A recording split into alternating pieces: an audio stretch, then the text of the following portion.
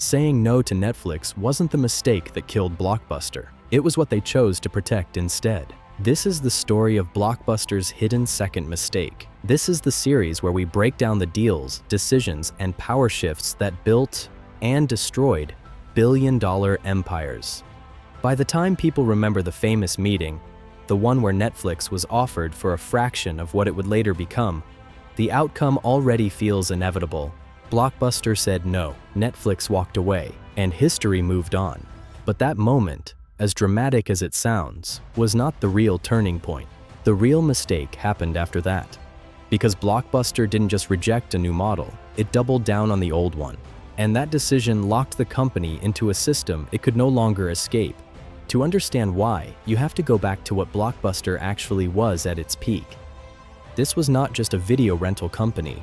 It was a retail machine, thousands of stores across neighborhoods and cities, each one designed around a simple behavior.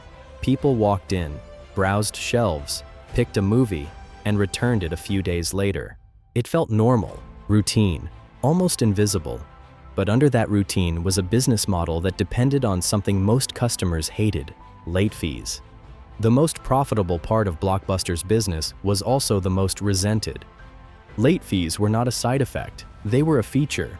They generated massive revenue, often accounting for a significant portion of profits.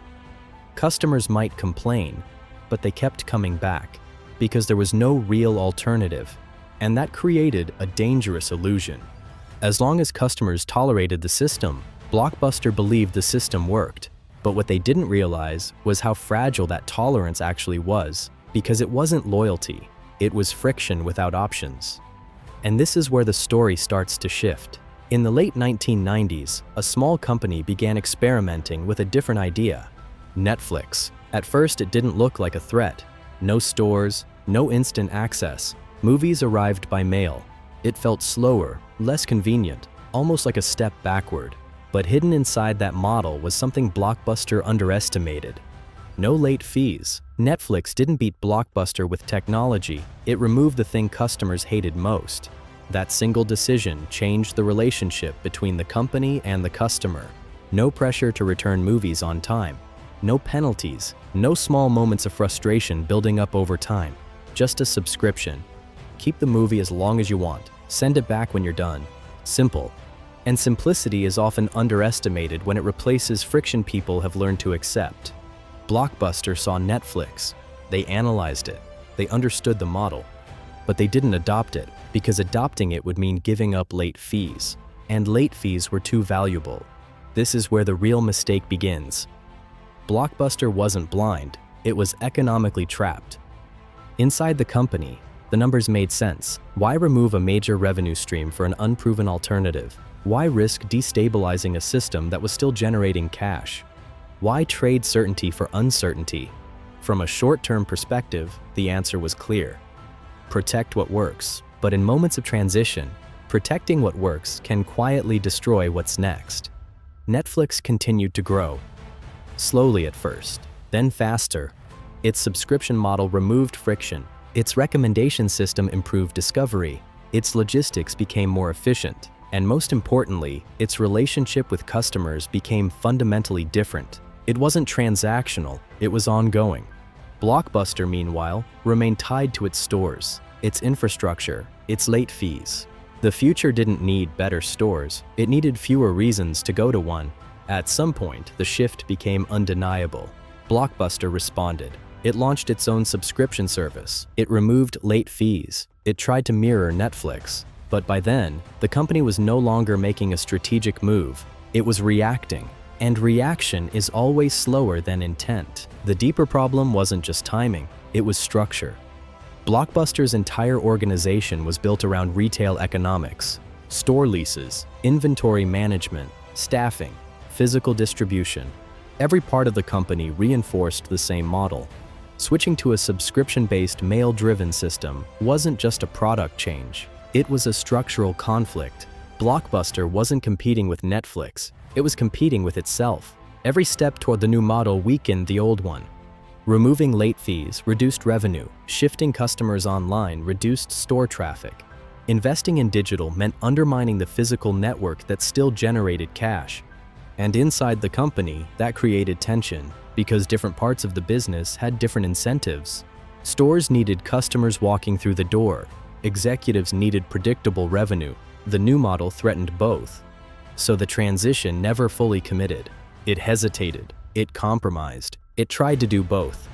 And in doing both, it failed at each. Netflix, by contrast, had no legacy to protect. It didn't need to balance old revenue streams. It didn't need to justify existing infrastructure. It could move entirely in one direction, and that clarity became its advantage. Netflix wasn't better, it was freer. As broadband internet improved, the next phase of the shift began. Streaming. Movies no longer needed to be mailed. They could be delivered instantly, no waiting, no returns, no physical interaction at all. Blockbuster saw this too. It explored digital initiatives. It launched early streaming efforts. But once again, the company faced the same problem.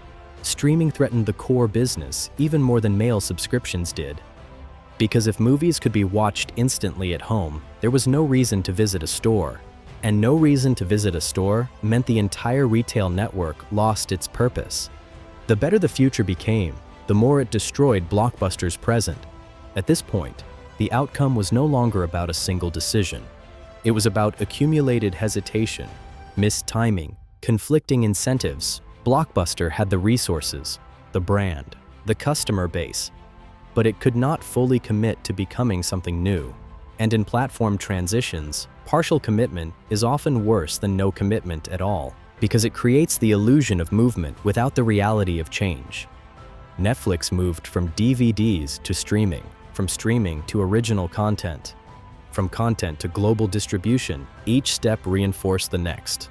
Blockbuster remained anchored, trying to adapt, but never transforming, and eventually the system collapsed. Stores closed, customers disappeared, the brand faded. Blockbuster didn't die because it was disrupted. It died because it couldn't let go. The famous Netflix rejection makes for a clean story. A single moment, a clear mistake. But the truth is more uncomfortable. Blockbuster saw the future more than once. It just couldn't choose it, because choosing it meant destroying the business that already existed. And that is the hardest decision any company has to make. The second mistake, the hidden one, was not rejecting Netflix. It was protecting late fees, retail economics, and short-term revenue long after the world had started moving on. It was choosing stability over transition, control over evolution. And in doing so, Blockbuster gave up the only thing that mattered: the future. Today, the way we consume media is completely different. Streaming platforms dominate. Content is global. Distribution is instant. And the idea of driving to a store to rent a movie feels like something from another era. But the forces that created that shift are still present.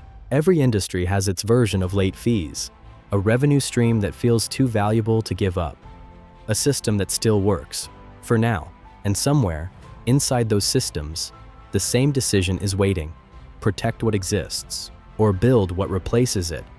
Blockbuster made its choice, and the consequences reshaped how media is distributed across the entire world. If you want to understand how the company that replaced it made the opposite decision, and why that mattered, the next story begins with a deal that built Netflix,